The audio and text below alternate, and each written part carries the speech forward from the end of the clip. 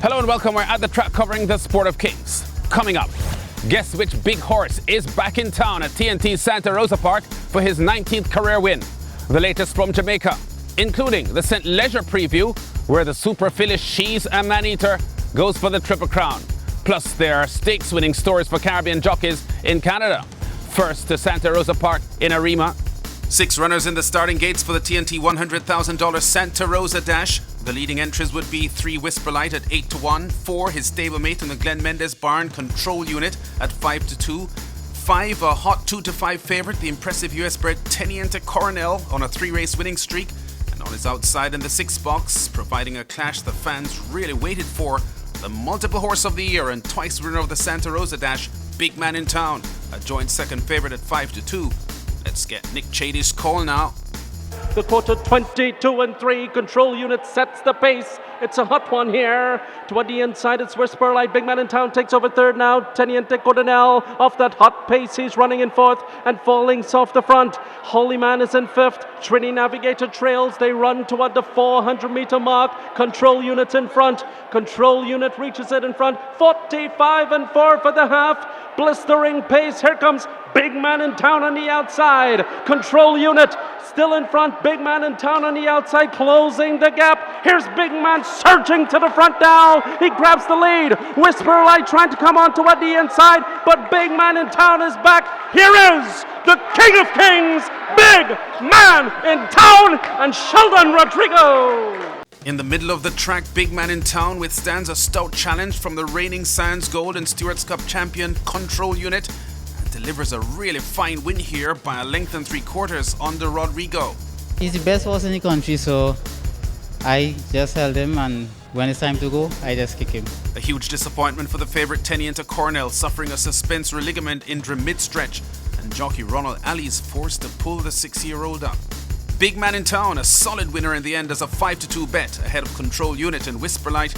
1 minute 11.40 seconds, the winning time, going 6 furlongs for trainer Bobby Prasad and proud owner Bhaskaran Basal. But I told you that from the beginning, after he won the Starlight, that as long as he start, no horse in Trinidad would beat him. That when Frankie Dettori and Javier Castellano tell you this horse could run any part of the world, what do you expect here in Trinidad? They could bring who they want. As long as he start, he would not lose. And look who is in TNT congratulating Big Man in Town, at the track correspondent and the line and length man, Barry Wilkinson. Number 1 horse in the Caribbean. To Jamaica now, where Big Man in Town started his career. An exciting finish to Saturday's main event, the 3-year-old and upwards overnight allowance event. Brian Rickman picks them up, approaching the home turn.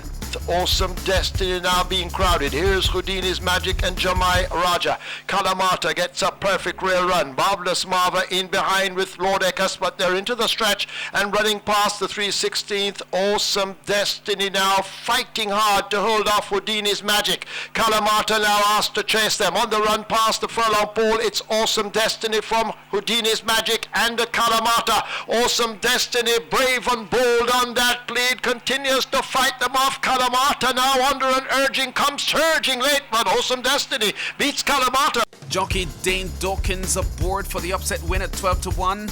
Awesome Destiny edges Kalamata by a neck and stops the clock for 9.1 furlongs at 1:55.60 for winning trainer Gareth Sabrati and owners Weir Family. Still in Jamaica, Wednesday, the post position draw for Saturday's St. Leger. The grand stage the super filly She's a Man-Eater has for her Triple Crown bid after scoring in the 1,000 guineas in the Derby. And she'll start from the 2 box, trying to become only the 3rd filly in Jamaican history after Simply Magic in 2002 and Al Safra in 2008 to win the Triple Crown. She has come out of the Derby excellent. She has worked excellent. She looked lively. She has ate well. So we're basically hoping for another great performance from a great filly. And after scoring in the Derby from the 1 box, She's a Man-Eater now has another inside draw for this 10 furlong Triple Crown closer. The reigning champions connecting again, jockey Omar Walker for trainer Wayne DaCosta. In the 3 boxes, Anthony Nunes' 2016 champion 2-year-old Sotomayor, who handed She's a Man-Eater her only defeat last Boxing Day in the Jamaica 2-year-old stakes. The outside half of the field has some entries worth attention. 9, the Mount of Informed jockey Shane Ellis, Richard Azan's Market Force, who closed fast for the runner-up spot in the Cold Skinners in April and was a promoted winner of the Governor's Cup. And number 11, she's a Man-Eater stablemate, Fearless Samurai, the Cold Skinners winner. But all eyes will be following the Costas Super Filly and jockey Omar Walker, who is convinced she has the appetite for St. Leisure and Triple Crown glory. Definitely, she's been working very nice, and after the race from the Derby, and pretty confident in her now. She's more mature. Up north now to Canada, where no fewer than 4 times this past weekend, Caribbean jockeys posted stakes wins. Among them, the Barbadian Patrick Baumel husbands, who won added money races at Toronto's Woodbine both Saturday and Sunday. The Bison City Stakes over a mile and 16th, the second leg of the Triple Tiara Saturday at Woodbine, advertised a top draw front-running ride by Husbands. A record 8-time winner of the Sovereign Award as Canada's most outstanding jockey. Husbands in front from the start aboard Mark Cass's 5-2 bet Endstone, regulating the pace of the race to his horse's comfort before rushing for home. Robert Geller on commentary.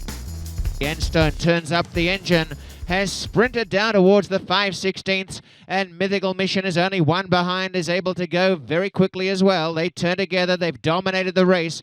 3 lengths to Cinderella, Mythical Mission after Endstone, top of the home stretch. Endstone still in front, and Mythical Mission is being gathered up under hard riding and is coming now, but Endstone's holding Mythical Mission. Endstone in front and is doing everything right. Mythical Mission not getting there, and Patrick Husbands and Endstone's going to cause a minor upset. Endstone by a length. Endstone benefits from a brilliant Patrick Husbands ride and repels the challenge of the hot 4-5 favourite Mythical Mission under Brazil-born jockey Eurico da Silva for a 1-length win in 1:44.88 for champion trainer Cassie. 24 hours earlier, Husbands had also won Woodbine's big race Saturday, the Victoria Stakes, aboard Cassie's Blue Blood, the 3-5 favourite, by a length and 3/4, clocking 58.37 for the 5 furlong sprint. Further west in Canada, Barbadian Rico Walcott and Kishon Balgobin of TNT were hot at Northland Spark in Edmonton, where Walcott has been champion the past 6 years in a row. Walcott here, again the current leading jockey, smoothly piloting the even money favourite Curlish Figure to victory in the Shirley Vargo Stakes. No real challengers in deep stretch. To score by 3 1/4 lengths over the 9-1 bet Quality Lane in the Canadian $75,000 event. Curlish Figure clocks 1:44.38 for 8.5 furlongs in her first Northland start for trainer Tim Rycroft. Balgobin got his added money victory also Saturday at Northland Spark, guiding the 2-1 favourite Killin' Me Smalls to a 2-length win in the Fred Jones Stakes ahead of Walcott's mount Royal Warrior. We've been at the track covering top stories in the sport of kings. Check us out again next week.